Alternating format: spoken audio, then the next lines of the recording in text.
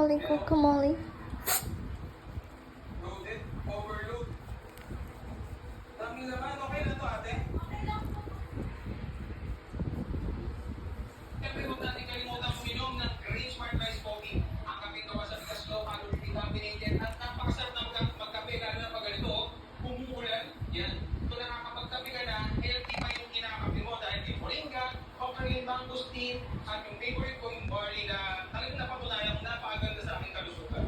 Kasi, kaya tested ko na eh. Nawala yung sakit sa kanang bahagi ng tiyan ko. Dahil nga may galos ko na. So sa mga gustong bumili Yan. ito, Tapos nung pala, di ka magkakagalis